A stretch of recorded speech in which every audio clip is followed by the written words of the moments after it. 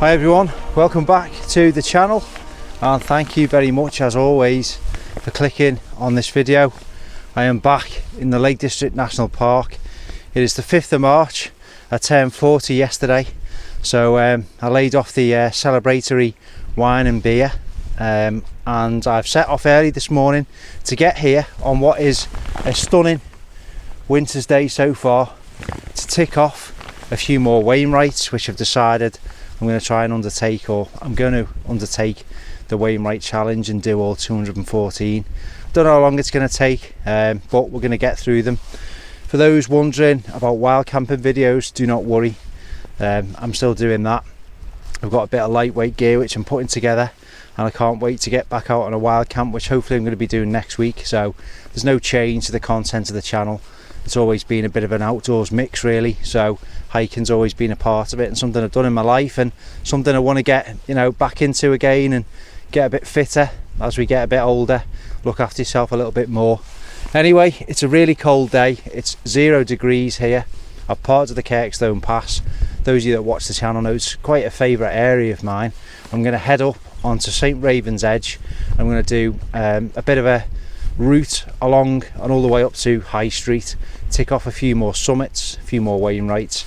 I'll tell you about those on the way, but it's icy cold. I think there's going to be some snow and ice as we top out. If not, there certainly will be some higher up, because looking around I can see it on the peaks. But I hope you enjoy this one. If anyone's thinking about doing the Wainwrights, hopefully this video and the series of this will provide some inspiration, and I'll speak to you a little bit further on along the walk. So we're going to make our way round onto the first Wainwright of the day, which is Hart Crag. I'll leave some very basic information across the screen when we reach the summit of that one. But yeah, it's nice to top out. It's so bright, so cold, it's a really crisp. I know it's well, technically spring now because we're in March, but it certainly doesn't feel like it. And we're making our way right onto the high summits to Racecourse Hill. That's probably going to be the final Wainwright of the day. We'll tick a few off en route to that, and I'll tell you a little bit about each one when we actually get there. If I just turn you around, you can see the summit of Red Screes there, and then that is looking north to Placefell, Ullswater and the Helvellyn range, as you can see on the horizon, with the snow-capped fells to the left. So we're going to crack on. So this is summit number 2, but Wainwright number 1, and it is Hart Crag. Hart Crag, and here we go, topping out on the first one of the day.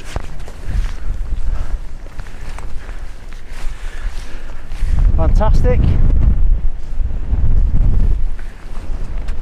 It's a lower summit down there, but this is the true summit. We are going to head up, follow the wall and the waymarked path, and top out on top of Stony Cove Pike. What a stunning day. I'll just turn you around. That's obviously looking out across to the Irish Sea, Morecambe Bay and Windermere. Time to crack on.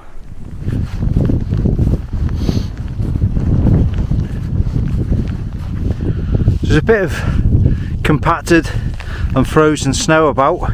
I've got my spikes, whilst I don't need them just yet, and this ground is totally safe. I don't know what it's going to be like on the higher summits on this route, so it's good to have them just in case, but I'll just show you what I mean. So even though it appears nice and green and sunny, obviously on the top it's brutally cold up here with the wind chill, and this is pretty much frozen. So if you're on an edge walk and you come up, you know, it's always worth having the crampons, spikes and ice axe, especially at this time of year, because you can never quite judge what you're going to get. But we are heading back along this path and onto the summit ridge.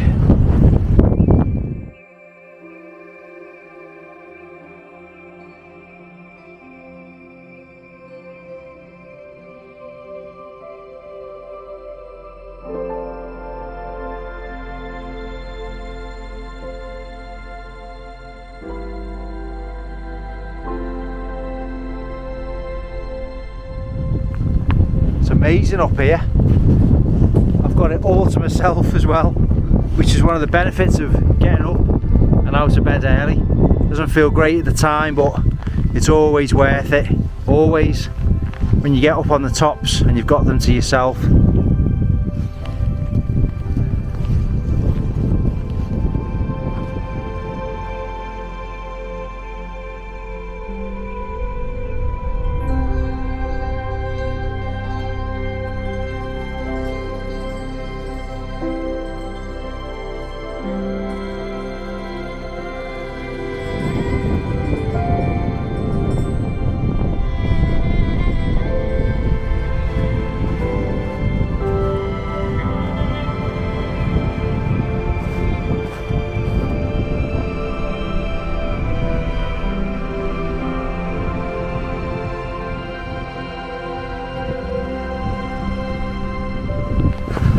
So we're making our way round a bit of an icy col between Stony Cove Pike, which is over the rise, and Thornthwaite Crag.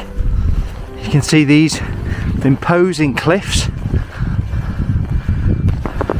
on this face. There's probably some tasty routes up there.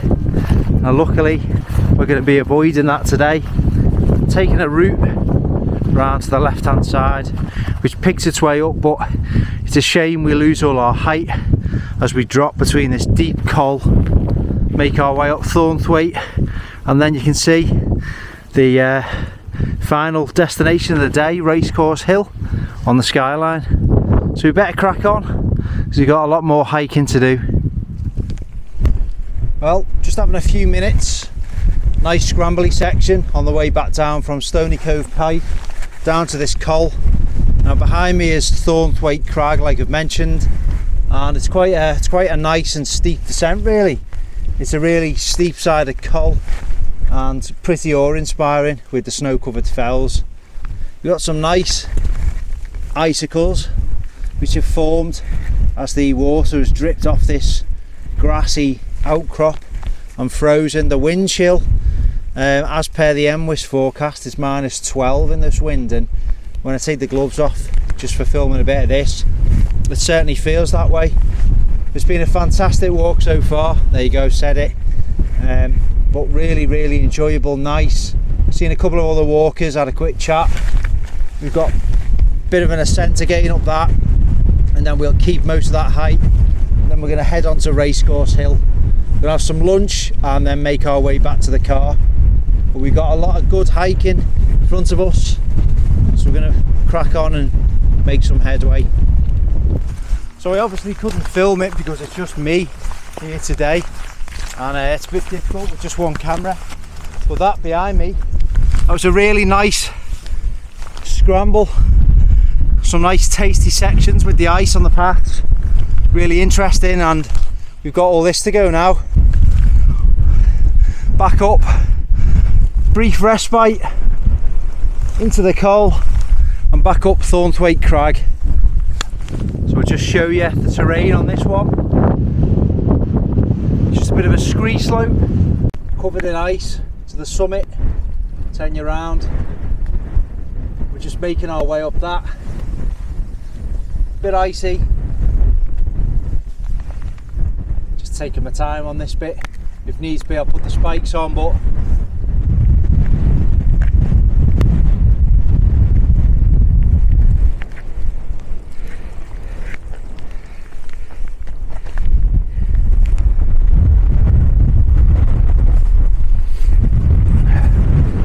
not long now until we're on the summit. Hopefully the audio's okay. We got the dead cat on. It's a nice scrambly ascent to the top of this. We should have some brilliant views on the top, a nice 360 panorama. We'll have a quick drink, a little snack, and then we're going to head to Racecourse Hill, and then we'll be repeating this one in reverse to go back down to the Kirkstone Pass.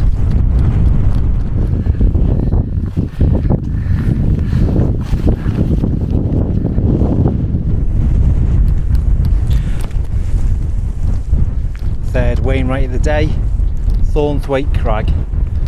Go and touch the cairn.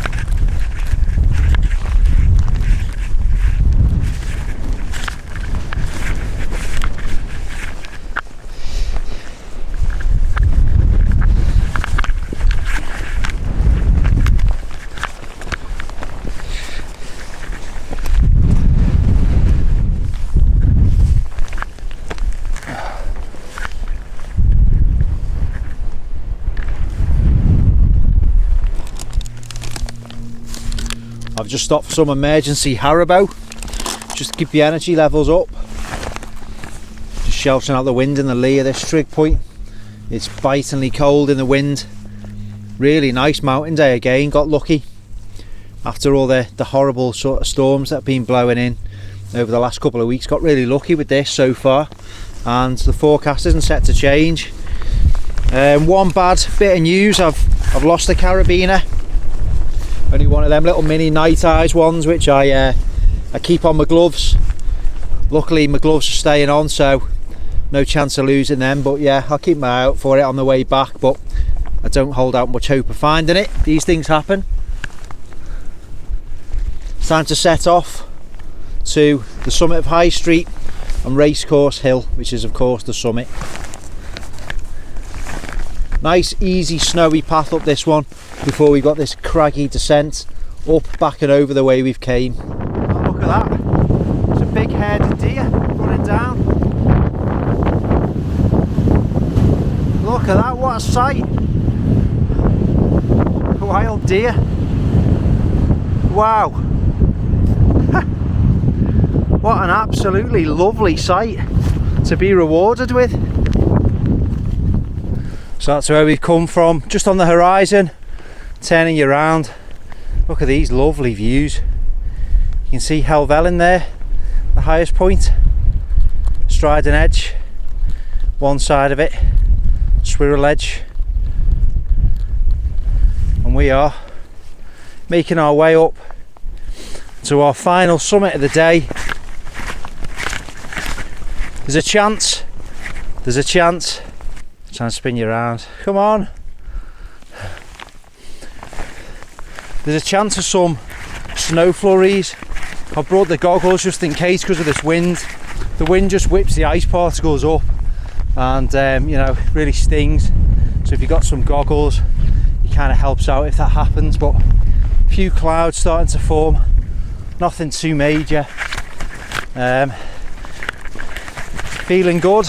Got some nice sandwiches, nice tiger rolls for the summit. No warm drink, but I've got my stove, the Soto Windmaster. It's going to be a good test for it today. So I'll speak to you at the top.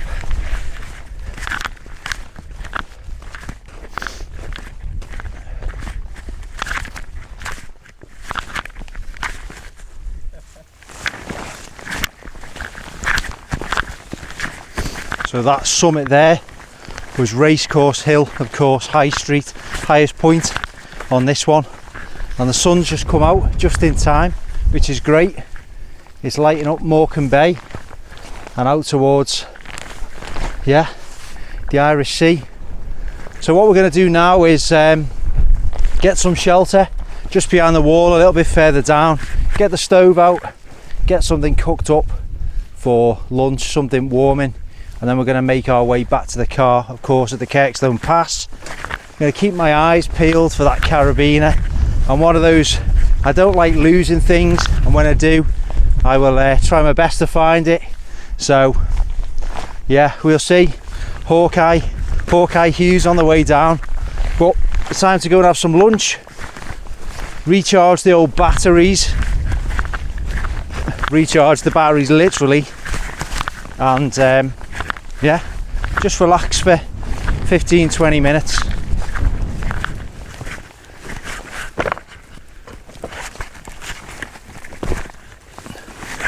Perfect. There's a nice seat with our name on it. Yeah, I mean, it didn't do much filming on the highest point there.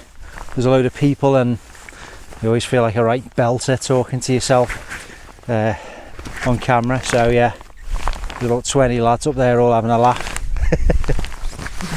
not going to be at my expense. Right, let's get lunch out.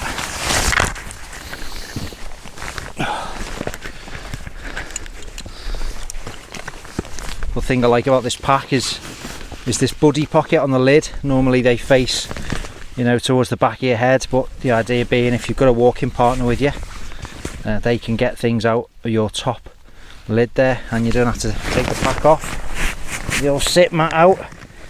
It's lasted me years. It was only a tenner, and it does the job, and it doesn't wear out. Oh, what a place for lunch. What a spot. So we brought the Soto Windmaster. That's all in there. So we're going to have a nice warming hot chocolate. That's going to be our hot drink to rejuvenate and revive us before the descent. I use this old walking GPS. Got a map somewhere in my pack as well, but this is a good bit of kit. Always have a backup. Anyway, we are currently 2,752 foot in elevation, obviously on the summit of High Street, so it's time to have a butty and then we're going to get a brew on. What a place to sit, contemplate and enjoy some nice sandwiches and take it all in. So it's time to get a warming drink. I just take this and MSR Titan kettle, and you see in there everything pretty much nests in. Now the Windmaster stove, which I'm using today, it's got a built-in piezo igniter. Shout out Benny Mac. Every time I say piezo, he thinks I'm saying piezo. Obviously a nice bit of music there, but no, how do you pronounce it? It's piezo igniter. Anyway, that's what it is, but I bring that as a backup anyway. I always take a little bit of, you know, cut up sponge just to clean the pot if I need to. And that's the stove, really light and small. I've got both pan supports. I've got the Triflex with me, and also the 4-way version, and a little support for my gas. So let's get some water boiled up. So I'm going to try and do it one-handed. It is nice and breezy up here, so I wonder if it's going to ignite first time. No pressure, Soto, no pressure. Hopefully not literally. Oh, yes. There you go. No messing round.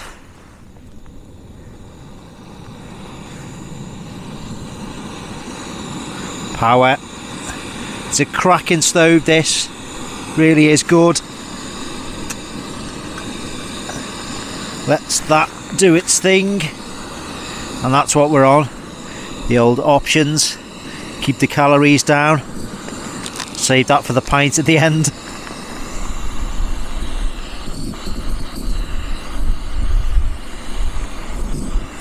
It's a real test for the stove in this. Let's keep my keks away. And that's it. Couple of minutes. This little stove. Credentials are absolutely superb. There's no doubt in them. It's a brilliant bit of kit, and it performs well in breezy and windy weather. We haven't got a windshield here, as you can see. This isn't a sales pitch. I wasn't given it. I wasn't gifted it. I bought this myself from my friends over at Valley and Peak, and it is a superb stove. Weighs next to nothing. Chuck it in your bag. On a hike like this, like I always bang on about making things interesting for little ones. You know, if you've got them with you, make them a hot chocolate midway round. They'll look forward to that. Superb. I'm going to give that a stare, get my spoon out my bag and enjoy it. But it feels really nice to get this warming drink. That wind, the wind chill is absolutely brutal, especially when you're sitting round, so a nice hot drink makes all the difference. It's obviously a lot easier to take a flask. There's no faffing around with stoves and, you know, trying to find somewhere stable to put it and stuff like that. But I like to bring a stove and, you know, make myself a brew out here on the hill. I'm going to get this down me. I'm going to get warmed up again. I'm going to take this down jacket off and crack on back down to, well, we're going to just reverse the route all the way back down to the Kirkstone Pass. So it was nice lunch and a brew there on the top. I didn't hang around because it's so cold in the wind. I've got the old poles with me for the descent. I'm trying to sort of get used to walking with poles a little bit more. I went over on my ankle on the last walk with Tony and Phil, and that's a bit delicate on the descents now, so until that's back firing on all cylinders, I'm just going to use these poles.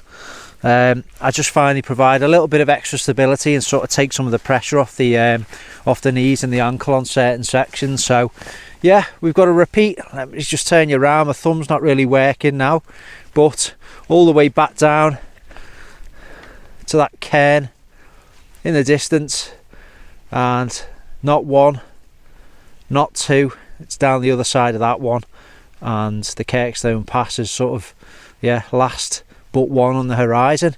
So we've got a way to go. I'm hopefully going to try and catch some of the shops in Ambleside, because if I don't find the carabiner, my sort of finding it OCD is going to go to, I'm going to have to go in the shops and get one, just a little micro carabiner. So I'm going to crack on. I'll speak to you when we get down the other side of Thornthwaite.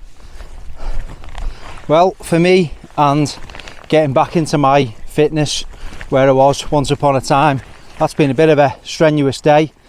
I've worked my way all the way back round, and I'm back on St Raven's Edge shortly, about to descend back down to the car park at the Kirkstone Pass Inn. It's quite funny because I've got my buff on because I've been sweating in that bobble hat, and a fellow walker just passed me, gave me a funny look, said, "Isn't your head cold?" So I told her it's, you know, keeps my ears warm whilst allowing the heat to escape. It's the perfect combination.